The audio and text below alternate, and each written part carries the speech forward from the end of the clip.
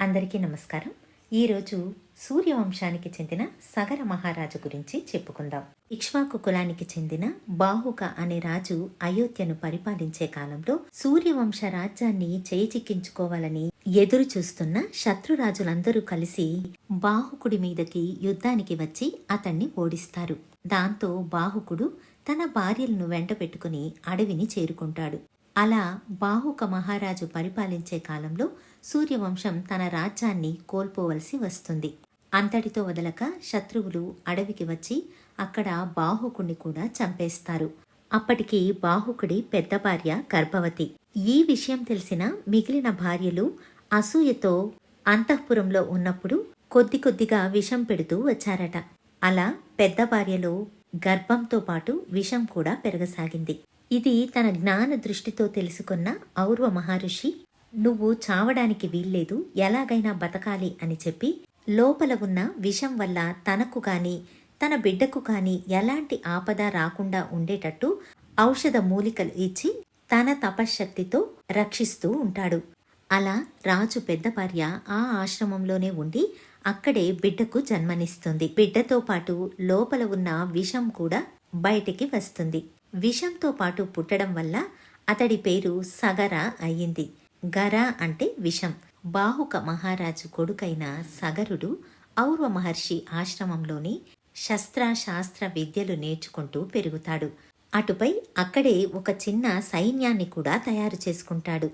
ఆ సైన్యంతో అయోధ్య రాజ్యాన్ని దండెత్తి మళ్లీ తన రాజ్యాన్ని తాను చేజిక్కించుకుంటాడు. అలా తన తండ్రి పరిపాలనలో శత్రురాజ్యం పాలైన తన రాజ్యాన్ని మళ్లీ చేజిక్కించుకుంటాడు సగరుడు. సూర్యవంశం సగర మహారాజు వల్ల మళ్లీ పునరుద్ధరించుకుంటుంది. సగరుడికి కేశిని, సుమతి అనే ఇద్దరు భార్యలు.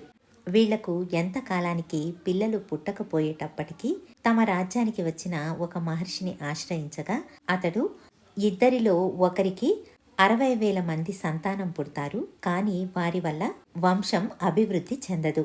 ఇంకొకరికి ఒకే ఒక పుత్రుడు పుడతాడు. అతడి వల్ల వంశం అభివృద్ధి చెందుతుంది. ఇందులో ఎవరికి ఏది కావాలో కోరుకోమని అడుగుతాడు. అప్పుడు కేశిని తనకు ఒక్క కొడుకు చాలని చెప్పగా సుమతి తనకు 60,000 మంది పిల్లలు కావాలని చెబుతుంది. కొన్నాళ్లకు వీళ్ళిద్దరూ గర్భవతులు అవుతారు. కేశినికి ఒక పిల్లవాడు పుడతాడు. సుమతి కడుపులో ఒక సొరకాయ పుడుతుంది.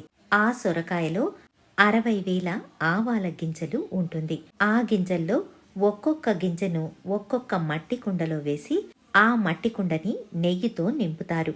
అటుపై సగర మహారాజు ఒక్కొక్క కుండకు ఒక్కొక్క దాసీని ఏర్పాటు చేసి వాళ్ళు దానిని జాగ్రత్తగా చూసుకునేలా చేస్తాడు.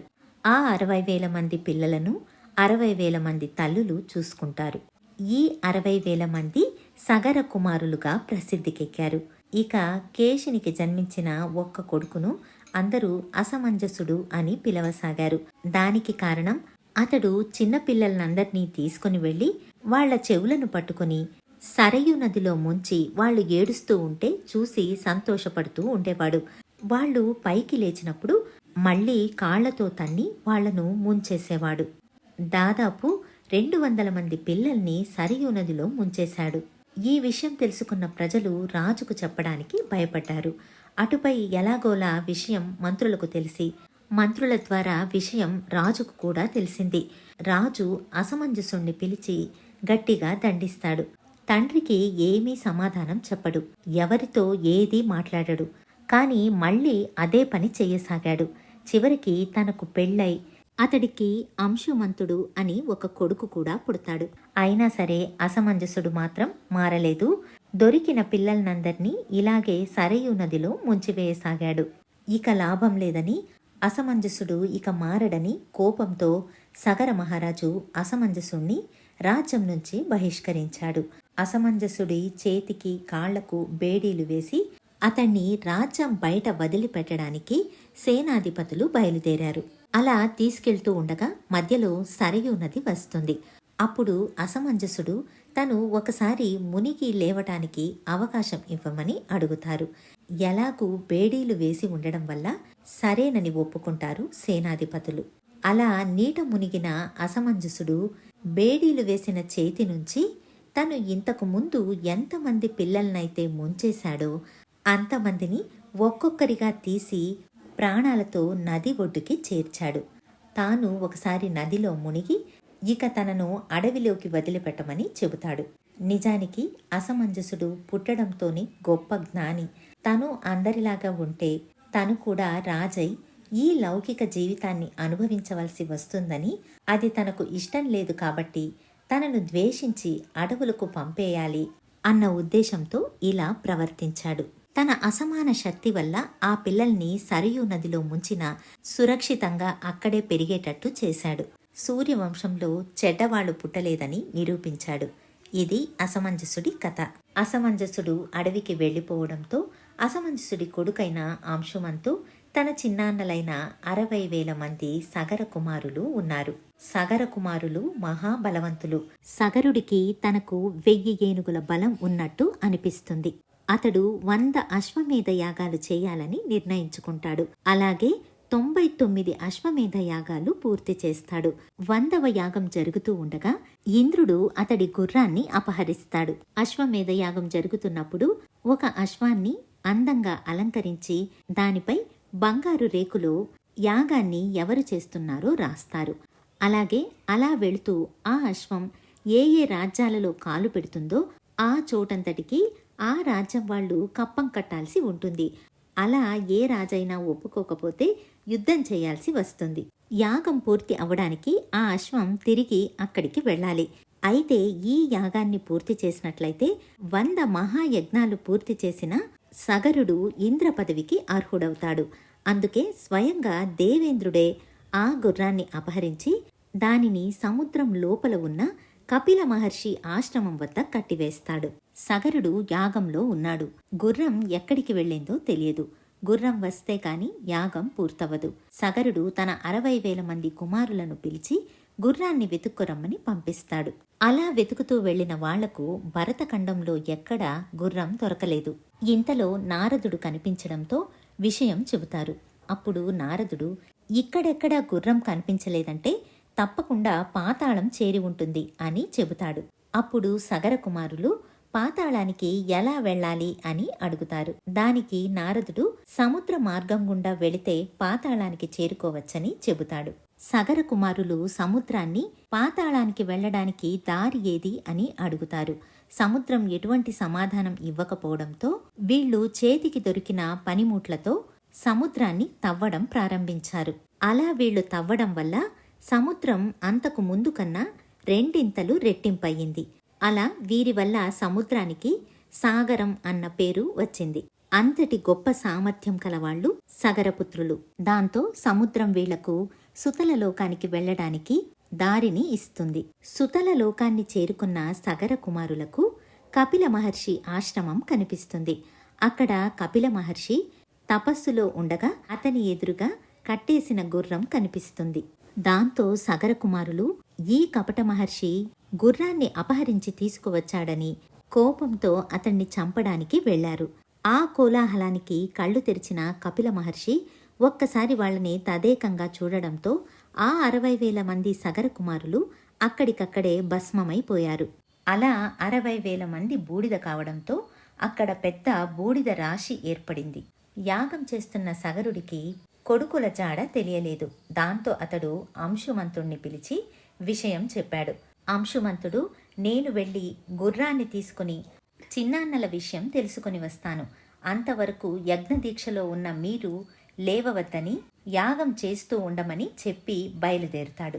అలా వెళ్లిన అంశుమంతుడు భూలోకం మొత్తం తిరిగి వెతికినా కూడా అతడికి గుర్రం కనిపించదు. అప్పుడు తన చిన్నాన్నలు సముద్రాన్ని తవ్వి వెళ్లారని తెలుసుకుని సముద్రుడు అనుగ్రహించడంతో సముద్ర తీరం గుండా సుతల లోకానికి చేరుకుంటాడు అంశుమంతుడు. అక్కడ అతడికి కపిల మహర్షి ఆశ్రమం, కపిల మహర్షి తపస్సు చేసుకోవడం, అక్కడే కట్టి ఉన్న గుర్రం, అటుపై కొండలాగా ఉన్న బూడిద కనిపిస్తుంది. ఏం చెయ్యాలో తెలియక అక్కడే కళ్ళు మూసుకుని కూర్చుంటాడు అంశుమంతుడు. అంతలో గరుడదేవుడు వచ్చి అంశుమంతుడితో, ఈ బూడిద రాశి మీ చిన్నాన్నలైన సగర కుమారులది. కపిల మహర్షి కోపాగ్నికి దగ్ధమైపోయారు అని చెబుతాడు. ఇది విన్న అంశుమంతుడికి కళ్లలో నుంచి నీళ్లు ధారాకారంగా కారుతుంది. తన చిన్నాన్నలకు పట్టిన ఈ పరిస్థితికి ఎంతో దుఃఖించి అటుపై వాళ్లకు తర్పణం ఇవ్వాలని చెబుతాడు. అప్పుడు గరుడదేవుడు, వీళ్ళు బ్రహ్మర్షి కోపాగ్నికి బలైనవారు, వీళ్లకు మామూలు నీళ్లతో తర్పణం వదిలితే ఎటువంటి ప్రయోజనమూ ఉండదు. సాక్షాత్ ఆ గంగే వచ్చి వీళ్ల మీద పడితే కాని వీళ్లకు ముక్తి లభించదు. ప్రస్తుతానికి నువ్వు ఈ గుర్రాన్ని తీసుకుని వెళ్ళి మీ తాతకు ఇచ్చి యజ్ఞాన్ని పూర్తి చేయించు, అటుపై ఏం చేయాలో ఆలోచిస్తాం అని చెబుతాడు. గరుడుడి మాట ప్రకారం ఋషి ఆజ్ఞతో గుర్రాన్ని తీసుకుని వెళ్లి యాగాన్ని పూర్తి చేయిస్తాడు అంశుమంతుడు. యాగం పూర్తి అవుతుంది.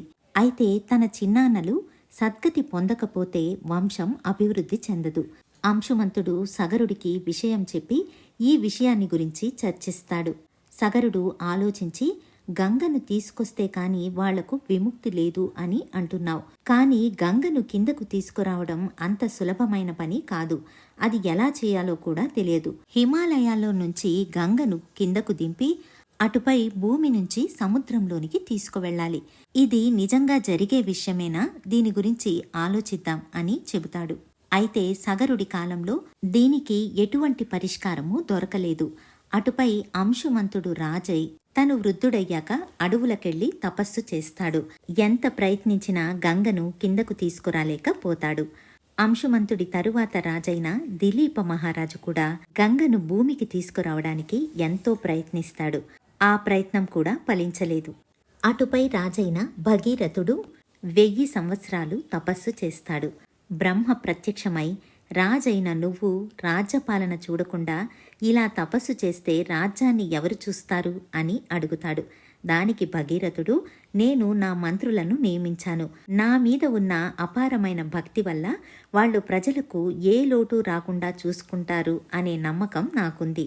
ప్రజలందరూ సుఖంగా ఉండాలంటే రాజవంశం సుఖంగా ఉండాలి. మా వంశంలోని మా ముత్తాతలకు సద్గతి దొరికేదాకా మా వంశం వారికి మేలు జరగదు. కాబట్టి మీరు అనుగ్రహించాలి అని కోరుకుంటాడు. అప్పుడు బ్రహ్మ, నువ్వు గంగను భూమి మీదకు తేవడానికి చేస్తున్న ప్రయత్నం కాబట్టి గంగ కోసం తపస్సు చెయ్యాలి అని చెప్పి మంత్రోపదేశాన్ని చేస్తాడు. భగీరథుడు మళ్ళీ గంగ గురించి తపస్సు చేస్తాడు. గంగ ప్రత్యక్షమై, చూడు, నేను హిమాలయాల నుంచి ప్రవహించి భూమిలోకి చేరుకోవాలి.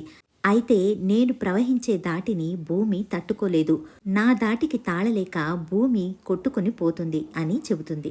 కాబట్టి నన్ను ధరించగలిగిన వారు ఎవరైనా ఉంటే నేను తప్పకుండా వస్తాను అని చెప్పి అదృశ్యం అవుతుంది. అప్పుడు భగీరథుడు ఆలోచించి గంగను ఆపగలిగినవాడు శివుడు అని శివుడి గురించి తపస్సు చేస్తాడు. శివుడు ప్రత్యక్షమై, నేను గంగను ధరించడానికి సిద్ధంగా ఉన్నాను అని వరమిస్తాడు.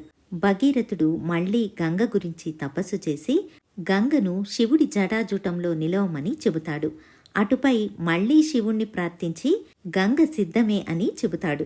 అలా శివుడు తన జటాజూటం విప్పగా ఆకాశగంగ పెద్ద ఉరుము ఉరిమినట్టు ప్రవహించి జటాజూటంలో పడుతుంది. అతి వేగంగా అహంకారంగా ప్రవహిస్తున్న గంగను శివుడు తన జటాజూటంలో బంధించి ముడివేస్తాడు. అలా కోపంతో గంగను బంధించిన శివుడు కైలాసానికి వెళ్ళిపోతాడు. గంగ కోసం వేచి చూస్తున్న భగీరథుడికి శివుడు కనిపించడు, గంగా కనిపించదు. దాంతో మళ్లీ తపస్సుకు కూర్చుంటాడు భగీరథుడు. శివుడు ప్రత్యక్షమై భగీరథుడితో, నీవంటే నాకు ఎటువంటి కోపమూ లేదు, కానీ నేను గంగను ఇలా వదిలానంటే తన వేగంతో భూమిని కూడా కొట్టుకుని పోయేటట్టు చేస్తుంది. కాబట్టి మొత్తం కాకుండా నేను గంగలో ఒక్క భాగాన్ని కిందకు వదులుతాను, నువ్వు దాన్ని తీసుకుని వెళ్ళు అని చెబుతాడు. భారతదేశం పవిత్రంగా మారడానికి ఈ ఒక్క భాగం చాలు, మిగిలిన మొత్తం భాగాన్ని నేను నా శిరస్సులో ధరిస్తాను అని చెబుతాడు. ఇప్పుడు భగీరథుడికి సంతోషం వేసి తనతో పాటు గంగను తీసుకుని వెళతాడు. భగీరథుడు ముందుకు వెళ్తూ ఉండగా గంగ వెనుక నుంచి ప్రవహించుకుంటూ రాసాగింది. అలా పర్వతాల మధ్యలో సన్నగా ప్రవహిస్తున్న గంగ కింద నేలకు వచ్చేటప్పటికీ తన పరిమాణాన్ని పెద్దది చేసుకుని ఆనందంగా ప్రవహించసాగింది. అలా ఉధృతంగా ప్రవహించుకుంటూ వస్తున్న గంగ మధ్యలో జుహ్ను మహర్షి ఆశ్రమంలోని యజ్ఞవాటికను నీళ్లల్లో కొట్టుకుని పోయేలాగా చేసింది.